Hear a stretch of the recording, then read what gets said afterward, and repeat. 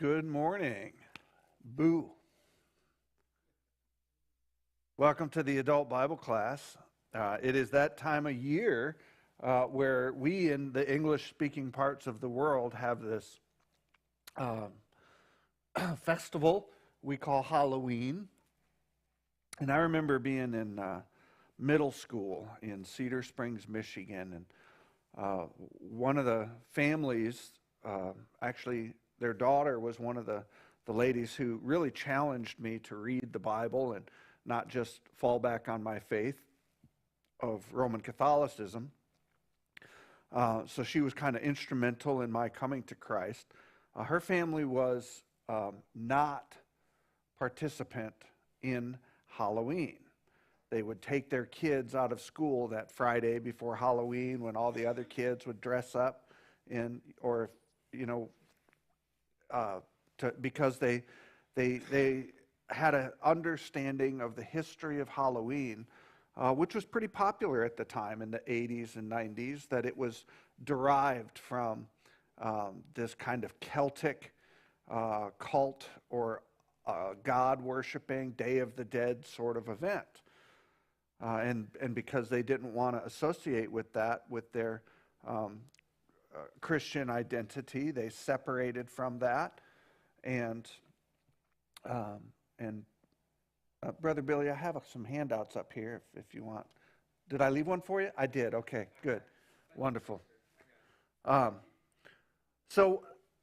Totally understand that. Other people, like myself, having been in a Roman Catholic background, understood that Hallows-Eve, All-Hallows-Eve, is actually where we get the name for Halloween, and All Saints' Day or All Hallows' Day was a prescribed holiday in the calendar of holidays that was endorsed by the church. So, this idea of an association with, devils or whatever was not a part of my background. So what is the true kind of background of Halloween? And that's what we're going to look at today. Does it go back to this Celtic day called Samhain? That's Samhain. It's pronounced Samhain. Is it associated with a Roman holiday, Feralia? Or is it All-Hallows-Eve? Or is it a part of all of those? Is it Guy Fawkes Day from England? And one of the problems we're going to find out is that it's more his story than it is history, right? There's more historicity as a folk event than it is necessarily an academic venture. This is a culturally derived period of time. So we are not on this timeline. We're taking a break because of the actual holiday, and it's something people often have questions about, like, what should we do as Christians regarding our kids or our grandkids, nieces and nephews? What kind of advice should we provide? Should we as pastors and elders or leaders in the church offer some alternative to Halloween? And if we do, what is that alternative? So I put together a few resources that I think would be helpful for those of you who do have further interest in this.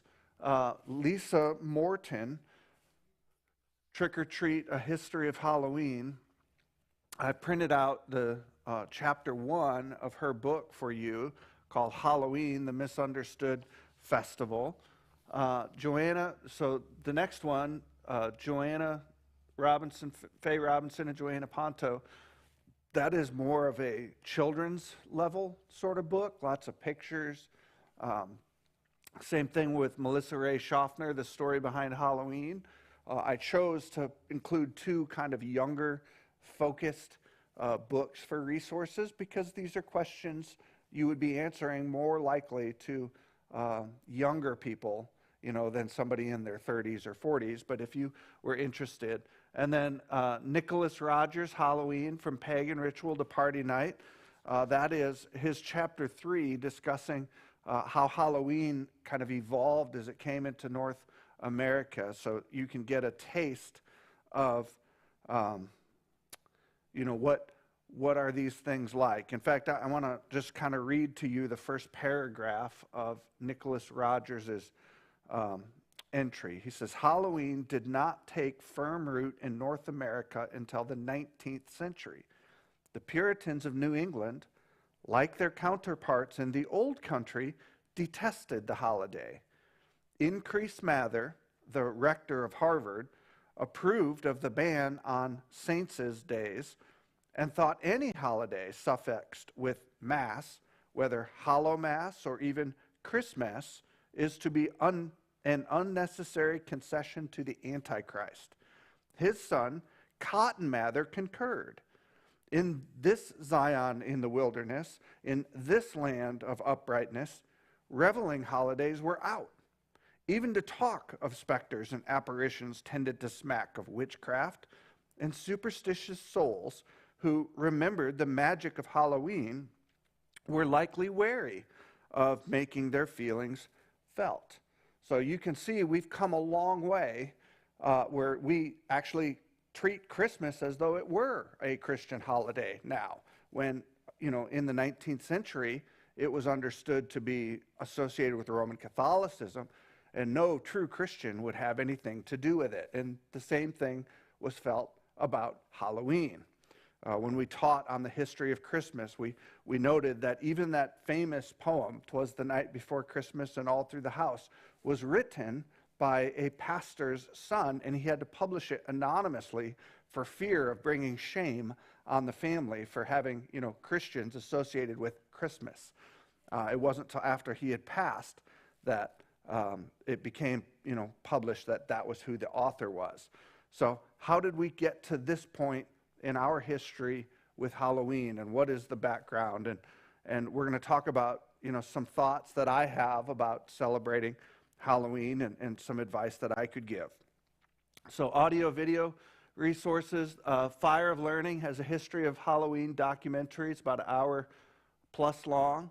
The History Guy has got a YouTube channel where he is actually just a professor of history, and he's got 4 or 5 episodes that talk about different sort of elements of Halloween. We're actually going to watch about a 30-minute video from Ryan Reeves today about the history of Halloween. He does a really good job, and I don't think I've introduced you all to Ryan Reeves' teaching. I know I've played for you Vision video. I know I've presented Bruce Gore, the guy who did the bit on Islam, and the development of Islam, but I don't think I've done a Ryan Reeves, and I really want to encourage you to check him out. And so the best way I think I can do that is by introducing him to you. And he just recently published a history of Halloween. It's not comprehensive. Again, if you want something more comprehensive, I've provided some good reading resources and even some video resources. And then this last guy, James Swagger, this is an opportunity for you to exercise your critical thinking skills. He is a weirdo, right? I mean, but he's not cult weird. He's just overly interested in a particular facet of Halloween, and that is its association with the Celtic festival of Samhain. Okay, and his premise, and I'll share this with you so that if you choose to watch it, you've got a little bit of background, is that he is a megalith scholar.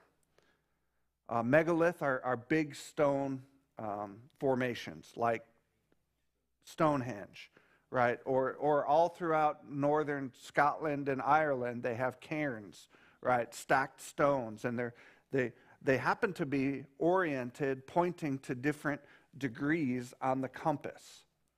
Okay, so imagine you've got a circle and pointing just like a compass, right? Pointing straight up north is 0 degrees. And then you go straight east is 90 degrees, and straight south is 180, and straight west is 270, right? Well, the year contains 4 very special days. There is one day of the year when you have the maximum amount of daylight and the minimum amount of darkness. That is called the summer solstice. That points 0 degrees north. Now, there's also a day when you have the maximum amount of darkness and the least amount of light. It's usually around December 21st, which is my wife's birthday. She doesn't get to live that down, that her day is the darkest and gloomiest of the year. That is the winter solstice. And then you have days that are even exactly, and those are the equinoxes, the spring equinox and the fall or autumn equinox.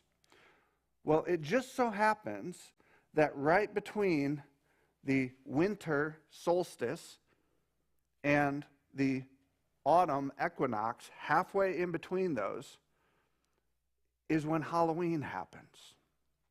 And in Celtic tradition, that was the day when the kind of ethereal divide between the living and the dead was at its most flimsy, its most fluid, passive through it. And it was said that the specters on the other side could make their way onto our side of the living. Picture for yourself that you live in a place like Scotland. The main fuel for heating is peat moss. That is organic material that has packed in the ground and begun to decay to a point when it's not quite coal, but it's also not quite wood anymore. And the weather, you think of English weather, it's always rainy and gloomy and foggy. Well, this peat moss, as it's decaying in the ground, can actually release spurts of methane that can spontaneously combust. So imagine just before dawn, on a foggy day, it's all gloomy out, and the light isn't quite up, and there's a full moon shrouded by clouds, and all of a sudden you see a burst of flame out in the middle of a field. That would be kind of terrifying, right? This is a regular occurrence for them, and so they have these holidays that would come up. So James Swagger, even the way this guy fell off the face of the earth is mysterious and weird. Like back in 2017, he had full speaking engagements, book contracts. He just vanished. Like nobody knows what happened to him. So, there's all kinds of mysteries. So anyhow, I put that out there. If you do check him out, make sure you engage your critical thinking skills. He does give you, more of a background on the Samhain, the Celtic, from that astrological perspective and his association with megaliths. So, what we're going to cover today, I'm going to share some thoughts about Halloween and, kind of try to point us in a biblical direction on how we should think about this. And then we'll check out Ryan Reeves and what he shares about the history of Halloween. So would you join me in prayer? Father, I thank you that we have the opportunity as brothers and sisters in Christ, as mature thinking people to not be frightened or driven away by necessarily just historical precedent, that we would understand you are the Lord of all, and there's nothing outside of your domain, and that we might be bringing light into the dark places of the world, Father. And I ask this about Halloween, where there is truly elements of darkness, that we as your children would be willing to share the light and bring truth where there is falsehood, and bring true faith where there is idolatry. And Lord, that we would be leaders to our children, leaders to our neighborhood in these things as well, that we would be true disciples, true children of yours that seek to teach and share with our lives and with our words the truth of Scripture. And I ask this in Jesus' precious name. All right. So to begin with, the question that kind of is fundamental to all of this is that should we, as Christians, celebrate Halloween? And I want to point us to Paul's letter to the Corinthian church. The Corinthian church, back in their day, had a huge idol cult practice where they would take food, regular food, animal food, right, and they would sacrifice it to false gods. And after these sacrifices, the meat then would then go to the market for sale. And it was very normal, in fact, almost the only food that you could find, if you wanted to buy a chicken or, a piece of roast or something, that had been part of a cult sacrifice somewhere to an idol. And so as Christians who were convicted that they should not be, participating in any way with this idol worship, they said, well, how are we supposed to respond to this? And two places Paul answers this question. Now, we today that's pretty culturally distant from us, right? But the closest you can get is, should I eat candy that, somebody provided for me thinking that they were, celebrating ghoulish, fancies of Celtic festivals or witchcraft or whatever? Should I participate in that? So I think there's a close association in application to those. So the first place Paul in the Corinthian letter answers this is in chapter 8. He says, concerning food offered to idols, we know that, quote, all of us possess knowledge. And he says, this knowledge puffs up, but love builds up. If anyone imagines that he knows something, he does not yet know as he ought to know. But if anyone loves God, he is known by God. So the first thing he does is he points to, you should understand, you should have knowledge of the truth, and compare that knowledge to what Scripture says. That's his first kind of element of answering that question, is know what you're talking about. And know what you're talking about from a scriptural, biblical standpoint. He says, therefore, this is verse 4 of chapter 8, as to the eating of food offered to idols, we know that an idol has no real existence and that there is no God but one. Now, the real existence he's talking about is that idol is not actually a God, right? It's not actually divine. It's a created thing. For although there may be so-called gods in heaven or on earth, as indeed there are many gods and many lords, yet for us there is only one God, the Father, from whom all things and for whom we exist. In other words, he says, you can't catch the sinsies like some kind of virus, right? You're not going to be infected by these, created things, because there really is only one God. So whatever they are and whatever people are doing to it, greater is he that is in you than he who is in the world, is what he's pointing to here. But then he cautions. He says, but there are some people that don't know this.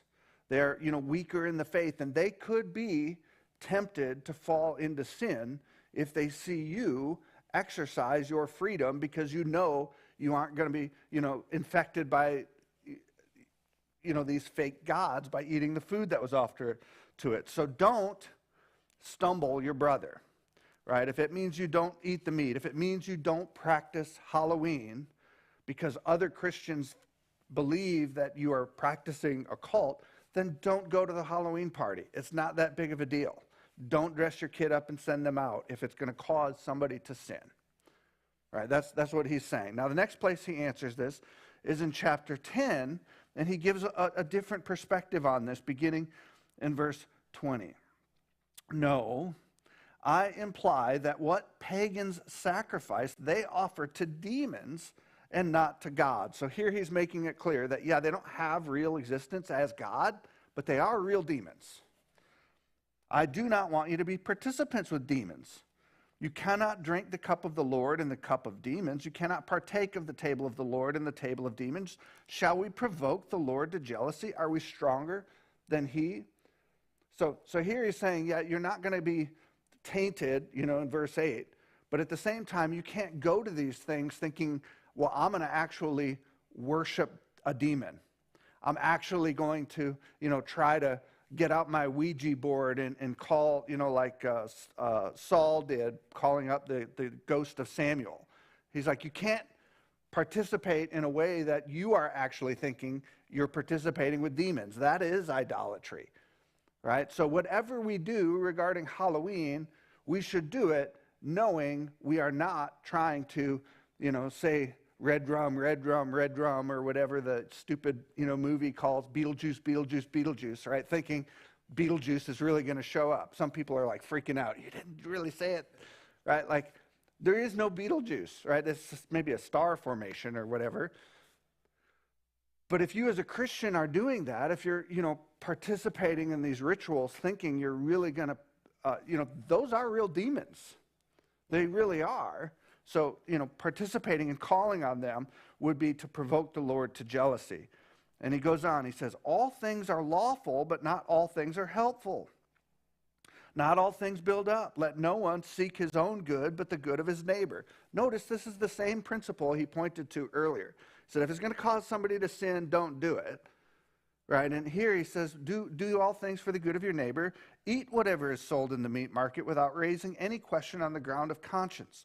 For the earth is the Lord's and the fullness thereof. If somebody, invites you to their Halloween party at work, you don't have to not go on account of Christian conscience. You just can't go and try to call up demons or whatever the thing might be. You have fun, right? Have fun from a Christian clear conscience, though. So what I would advise as a parent or grandparent or neighbor, aunt or uncle, whatever your connection is, understand what are the concerns. If there is a Halloween type event, what are the concerns that are going on? How are they going to celebrate? Are they going to have a seance or something? Don't go to that. If they're just going to gather together and play fun games and dress up, have a face painting contest or something, great. Have fun. Don't feel like you're going back to some Celtic Day of the Dead sort of celebration. I mean, the fact is that there really are Day of the Dead festivals. I don't want to use the word holidays because that means holy day, right? So I don't, like in Mexico, they have the Dia de la Muerto. In Brazil, they have the Day of the Skulls. I don't speak Portuguese, so I can't tell you what that is in their language. Over in Taiwan and Vietnam, they have Days of the Dead. How is it that all these disparate cultures happened, and they all happen about the same time of the year, in the fall? Where does that come from? We as Christians know there was a time when all the cultures were together, right? After the flood for about 110 years or so before the Tower of Babel. Did it so happen that maybe Noah or one of the patriarchs or Noah's wife or somebody, was that the day that they died and everybody had a big funeral service and then that cultural memory of that then survived the dispersion? Possibly. That's conjecture, right? That's just postulation of theories. The Bible doesn't tell us that. But it sure is more than coincidence that they all celebrate something very similar. Same thing with all these cultures having a story of the flood in their background, right? The Chinese symbol for flood is 8 people in a boat, right? That's their drawing symbol for a flood. Is that coincidence? No, of course not. It's because there really was a flood, right? So anyhow, what's your concerns? And if you celebrate, then how will you participate? You should understand these things. Don't just go in ignorant to it and not have an answer to those questions. And what are you teaching your kids? And what I mean by this is, if you are willing to let them celebrate certain holidays and ignore the pagan roots of those, but not let them celebrate Halloween because of its pagan roots, kids are not dumb. And especially today with easy access to, information, they're going to figure out that you're not being very consistent. So you should have a good handle on what you're teaching to the kids. And the last thing I want to say before we go to the video is that all alternatives to Halloween are not created equal. The pagan festival roots of harvest festivals are just as strong as they are to Halloween. Right? Like if you just have a harvest festival and think you're escaping the pagan roots, you're just not doing your homework. Right? The idea of a harvest festival goes just as deep to drunken debauchery, finding husbands or wives, right, in culture, as do this festival surrounding Halloween. Right? And it makes sense, right? That most historians kind of recognize that in the British, Scottish, Irish area where Halloween seems to have gotten its strongest roots, that this time of the harvest was the time of plenty where they had access to, probably the only time they had access to meat, the only time they had access to alcohol, was during this kind of week-long harvest period. In fact, the Scottish used this festival as a way of doing a census.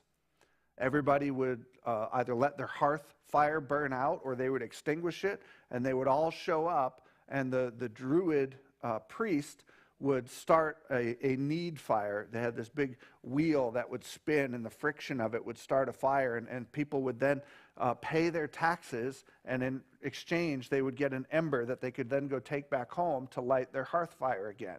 So you kept track of the population, you had your taxes, the king knew, who all was in the realm, right? And so, and this was a time of revelry. So, all that said, I hope that was helpful wisdom about, it is okay, don't cause anyone to sin, make sure you understand what's going to be happening and why they're celebrating what they're celebrating before you make the decision about, participating. You can't catch the sinsies, but you also can't actually worship demons, right? So, with all that said, we're going to stop the live stream. If you're watching at home, you can either use the camera on your phone to, look at this QR code. It should bring up the link. You can also type that link in. You can also just do a search for Ryan Reeves Halloween. You can also go to the description of this video that you're watching if you're watching on YouTube, and it'll be the link under Ryan Reeves for that. So thank you for those who watched online. We're going to get into the background of Halloween as taught by Ryan Reeves once the stream is done.